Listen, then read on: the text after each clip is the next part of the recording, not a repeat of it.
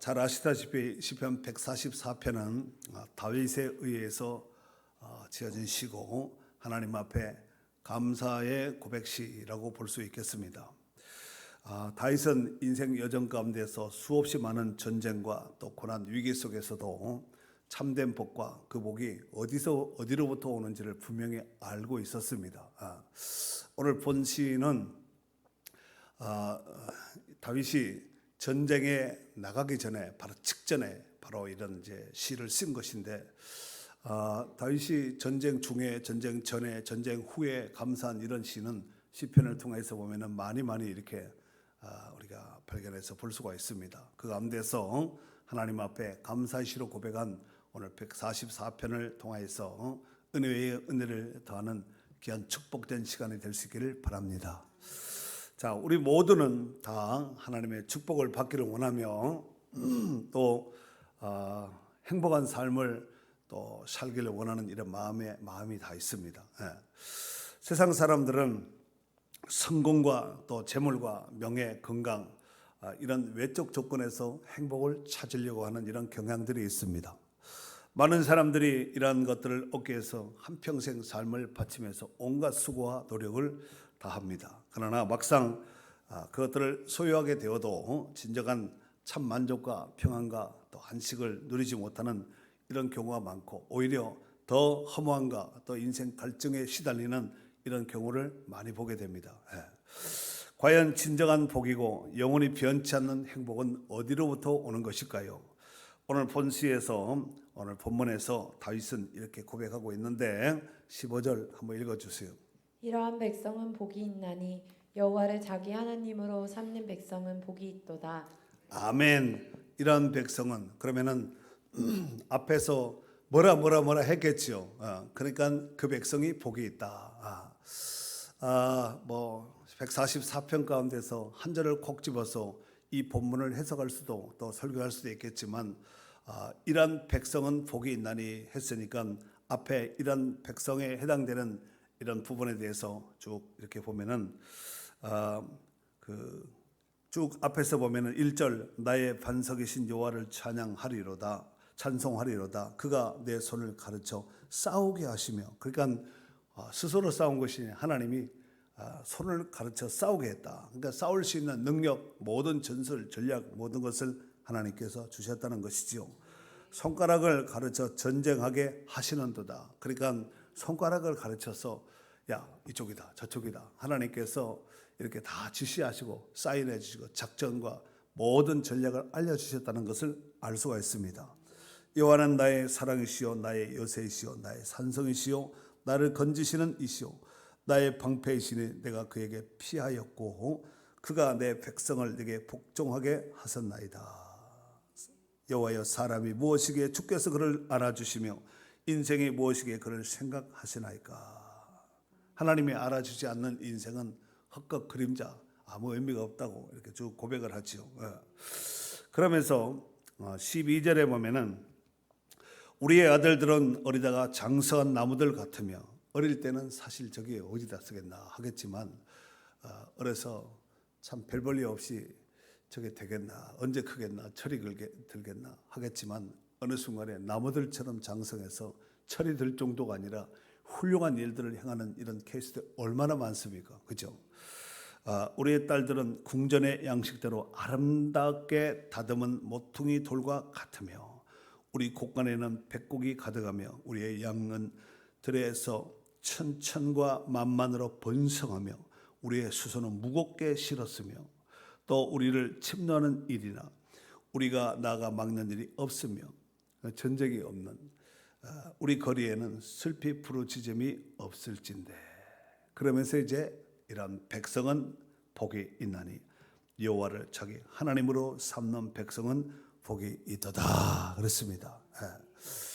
이러보건대 다윗은 참된 복은 외적 환경이나 소유에서 많은 것을 누리고 가지고 있어서 취해지는 것이 아니라 바로 여호와 하나님을 우리 하나님으로 모시고 살아가는 자가 복된 자다라고 고백하고 있습니다.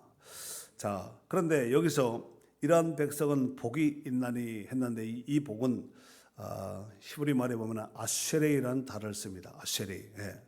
이것은 복 있는 사람들, 행복한 사람들이라는 뜻인데, 중요한 사실은 이 아쉐레이는 단순한 어떤 물질적인 번영, 이 건강, 또 취해지는 눈에 보여지는 명예, 권세, 부 이런 것만 원하는 것이 아니라, 되어지는 것이 아니라 하나님 관계 속에서 누려지는 모든 복, 영적, 육적 복을 다 아쉐레이라는 단어를 사용했습니다.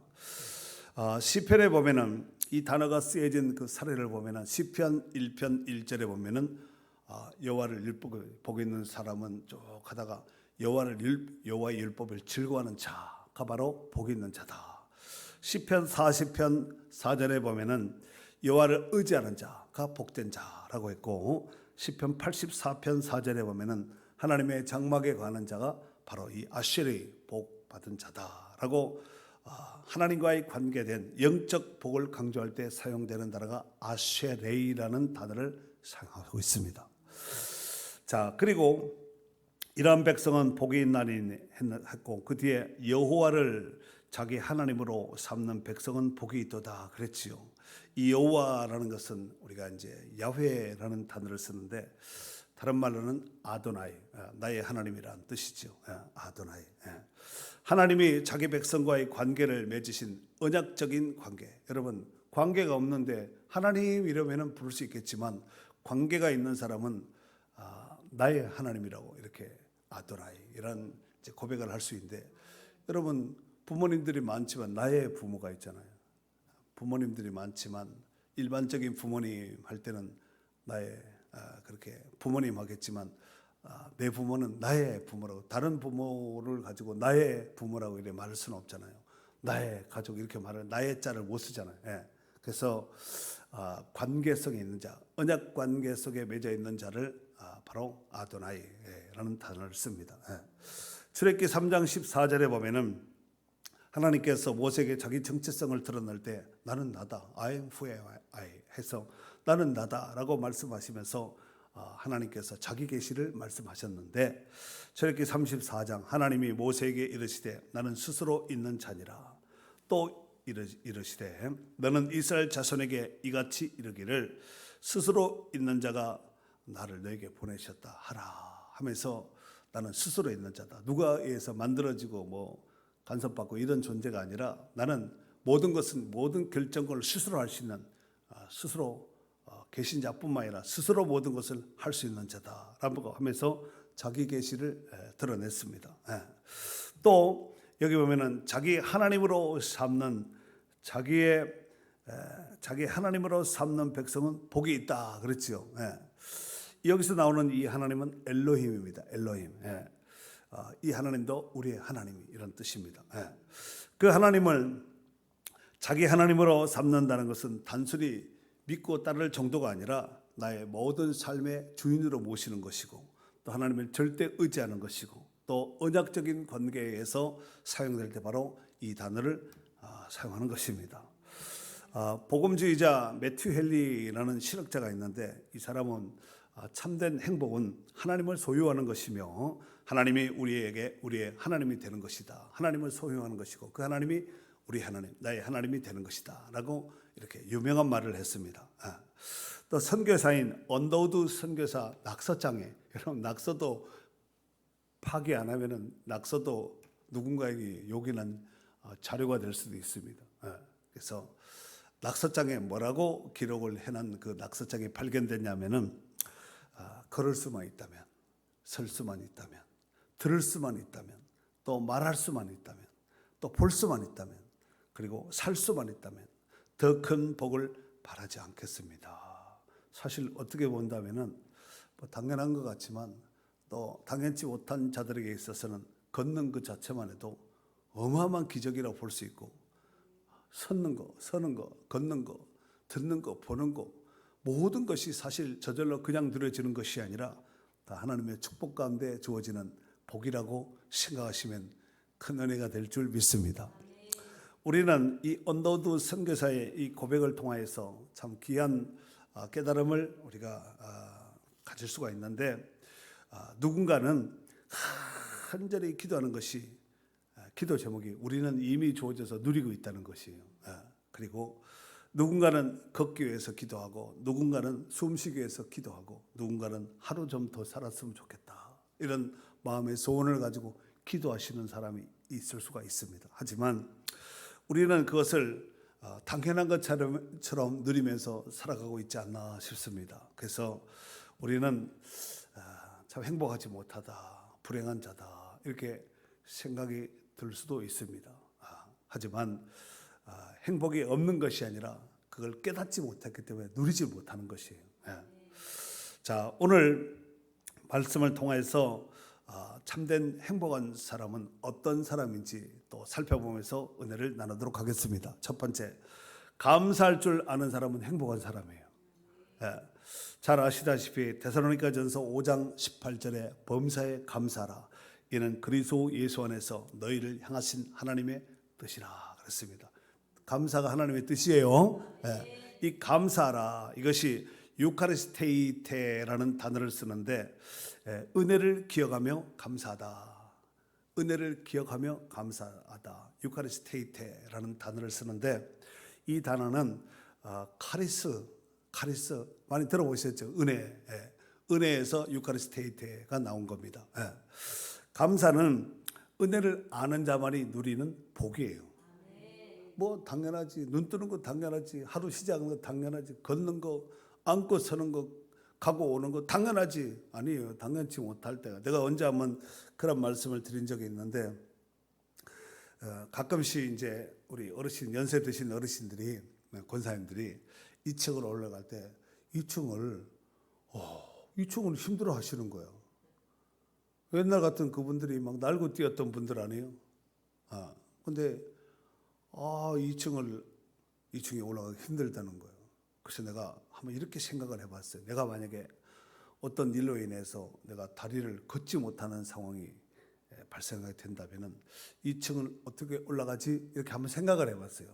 2층까지는 갔다 그래. 집이 3층이니까 3층은 어떻게 가지? 지금이야 뭐 한 1분이면 뛰어서 올라갈 수 있겠지만 만약에 다리에 장애를 입어서 걷지 못한 상황이라면 30분, 1시간도 걸릴 수가 있지 않겠나 이런 생각이 드는 거예요. 다행히 참 다리를 안 다쳐서 이렇게 걷고 올라가고 내려가고 자유롭게 마음만 먹으면 올라갈 수도 있고 내려갈 수 있는 이런 다리가 있어서 너무너무 감사한 거예요. 당연한 것이 아니잖아요. 참 감사했습니다. 성경에 보면 누가복음 17장 11절 이하에 보면은 예수님이 10명의 문둥병자를 나병 환자를 거치는 사건이 나옵니다. 거기 보면은 감사로 돌아온 한 사람만 돌아오는 그 케이스가 나오지요. 9은 어디 있냐 이렇게 예수님께서 묻습니다. 10명이 다 깨끗함을 받지 않았느냐, 그 9은 어디 있느냐. 감사는 믿음 있는 사람들의 행동으로 보여지는 고백. 이건 제가 한번 설교하면서 이렇게 한번 정해봤습니다. 감사는 믿음 있는 사람들의 행동 있는 고백, 행동으로 나타나는 고백이 감사가 되지 않겠나. 내가 참 이렇게 문구를 만들고도 참 은혜 받은 문구예요. 괜찮지 않아요? 감사는 은혜 받은 사람들이 행동으로 보여주는 고백이다. 다윗도 시편 103편 2절에 보면은 내 영혼아 여호와를 성축하며 그의 모든 은택을 잊지 말지어다. 하나님의 은혜를 잊지 말라는 거예요. 국민일보에 소개된 기사 가운데서 어느 병원의 중환자실에서 그 중환자가 이렇게 말을 했다는 거예요. 숨만 좀 제대로 쉴 수 있으면 더 바랄 것이 없습니다. 이런 우리 당연하잖아요. 은혜인가? 우리는 평생에 숨을 쉬면서 숨 쉬는 거 당연하지. 그런데 그렇지 못하는 경우도, 못하는 환경 가운데 있는 자가 있을 수가 있다는 것을 생각하면서 숨 쉴 때 참 감사하셔야 됩니다. 또 어느 장애인이 어떤 인터뷰에서 이런 말을 하는 거예요. 나는 두 다리는 없지만 두 팔이 있어서 감사합니다. 우리가 원망 불평을 하려면 한도 끝도 없어요. 그런데 우리가 하나님 앞에 정말 이런 은택, 저런 은총을 받은 것에 대해서 감사하기 시작하면은 정말 한도 끝도 없습니다. 원망 불평을 한도 끝도 할 것이 아니라 하나님 앞에 감사 찬양을 한도 끝도 할 수 다하는 다함이 없는 축복의 성도들이 될 수 있기를 바랍니다. 그래서 감사는 되어지는 상황 가운데 있는 것이 아니라 그 상황 속에서 그걸 하나님께서 주신 감사를 발견해야 돼요. 그리고 그걸 누리는 또 고백하는 것이 정말 구원받은 성도들 감사하는 자의 고백이 되지 않겠나 싶습니다. 자, 두 번째, 현재의 삶을 살아가는 사람이 행복한 사람이에요. 첫 번째, 감사를 발견한 사람이 행복한 사람이고, 두 번째, 현재 이 삶을 감사함으로 감사를 발견한 사람이 행복한 사람이다라고 볼 수 있습니다. 예. 전도서 3장 12절에 보면은 사람들이 사는 동안에 기뻐하며 선을 행하는 것보다 더 나은 것이 없는 줄을 내가 알았고, 하나님을 기뻐하며 선한 일을 하는 것이 더 나은 것이 없다는 최고의 삶이라는 거예요. 그런 맥락에서 본다면은 푸드뱅크 하는 분들은 참 감사하신 분들. 그 외에도 뭐 얼마든지 또 선을 행하는 일들이 많겠지만 우리 교회 관점으로 봤을 땐 이것 또한 정말 감사해야 될 부분이 되지 않겠나. 힘들지요, 어렵지요. 그러나 힘들고 어려움만 바라본다면 그 일을 어떻게 할 수 있겠습니까? 그 뒤에 얻어지는 열매 내지는 보람, 의미를 발견한다면 감사할 수 있지 않겠나 싶습니다. 아멘이지요? 네. 자, 행복은 미래에 있는 것이 아니라 지금 우리가 누리고 누려야 될 복이라고 생각합니다. 지금 누려야 돼요. 예. 많은 사람들이 말을 하지요. 돈을 좀 많이 벌면 행복할 것이다. 좀 성공하면 행복할 것이다. 많이 배우면 행복할 것이다. 결혼하면 행복할 것이다. 뭐 직장에 취직되면 행복할 것이다. 이렇게 나름대로 미래에 대해서 나름대로 이제 꿈을 갖고 행복을 꿈꾸지요. 그러나 궁극적인 행복은 미래에 있는 것이 아니라 하나님 안에 있습니다. 사도 바울이 빌립보 4장 11절에 보면은 어떤 형편이든지 나는 자족하기를 배웠다 그랬습니다. 그러니까 그 열악한 감옥 같은 어려운 환경 가운데서도 사도 바울은 감사 찬양했잖아요. 그것도 한낮이 아니라 한밤중에, 한밤중이라는 것은 시간적으로도 한밤중이 될 수 있겠지만 인생의 가장 고난 가운데, 어려움 가운데, 고통 가운데 있을 때도 하나님 앞에 얼마든지 감사할 수 있다는 것이 아니겠습니까? KBS 다큐멘터리에서 암 말기 환자가 이런 고백을 했더구만요. 아프고 나서야 하루가 얼마나 소중한 줄 알았습니다. 하루가 소중해요. 코로나 시기에 여러분은 이렇게 또 말했습니다. 많은 사람들이 평범한 일상이 얼마나 큰 축복인지 깨달았습니다. 코로나가 오기 전에는 일상적인 삶, 그냥 평범하게 하는 것이 당연하게 여겼는데 코로나가 딱 와서 제동이 걸리니까 일상적인 삶도 제동이 걸리니까 자유롭지 못했던 이런 시기가 있었죠. 지금 얼마나 감사해요. 어떤 사람이 말했습니다. 나도 좀 행복했으면 좋겠다. 나도 좀 웃으면서 살았으면 좋겠다. 이런 말을 했더니 어떤 옆에 있는 친구가 웃으면 행복해 그랬다는 거예요. 네. 할렐루야. 자, 세 번째, 하나님을 믿는 사람이 행복한 사람 가운데 가장 행복한 사람입니다. 시편 146편 5절에 보면은 야곱의 하나님을 자기의 도움으로 삼으며 여호와 자기 하나님에게 자기의 소망을 두는 자는 복이 있도다. 하나님께 소망 둔 자가 인생 최고의 복입니다.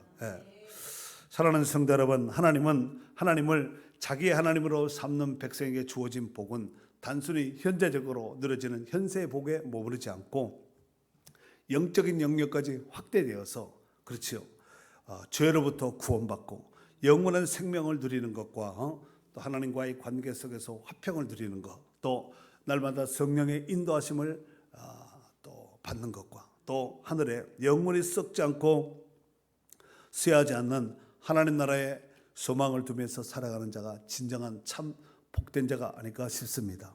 이 복은 우리의 삶에 진정한 의미와 목적을 부여하고 어떤 고난 속에서 흔들리지 않는 우리 심령 가운데 참 평안과 기쁨을 주는 복인 줄 믿습니다.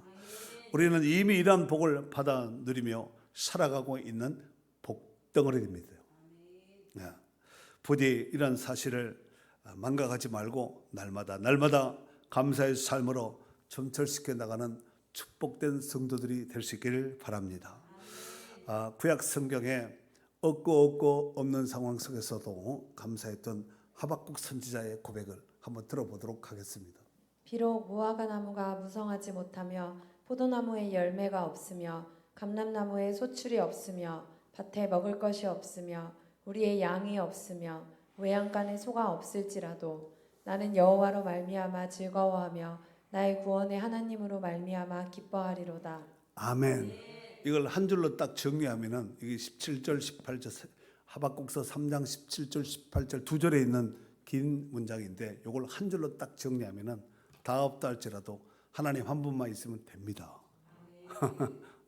제가 만약에 그 글을 많이 썼다면 그렇게 썼을 텐데 못 없고 한꺼번에 다 하면 끝나는 거 아니에요? 다 없을지라도 하나님 한 분만 있으면 끝입니다.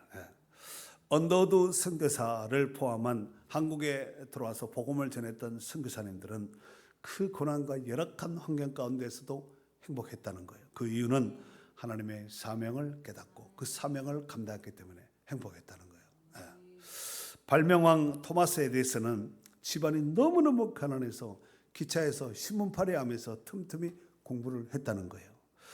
에디슨은 열차 한 모퉁이에서 실험실을 만들어 놓고 이제 몰래 실험을 했습니다. 어느 날 기차가 덜컹 가다가 흔들려서 실험실에 약품이 흔들려 쏟아져서 기차에 불이 붙고 말았습니다. 차장이 급히 달려와서 불은 껐지만 노발대발한 이 차장으로 인해서 에디슨이 달리는 열차에서 집어 던져버린 거예요. 열차 밖에 떨어진 에디슨은 불행하게도 뇌를 다쳐서 영영 귀가 멀고 말았다는 것입니다. 그러나 에디슨은 이에 낙심하지 않고 연구를 계속해서 위대한 발명왕이 되었습니다. 후에 그는 옛일을 회상하면서 이와 같이 고백을 했는데 나는 그때에 귀머거리가 된 것을 감사합니다. 귀에 딴소리가 들리지 않으므로 연구하는 데 큰 도움을 얻었습니다. 라고 고백을 했다는 것입니다. 정말 에디슨이야말로 역경을 감사함으로 순경으로 바꾼 의지의 사람이 되지 않을까 싶습니다.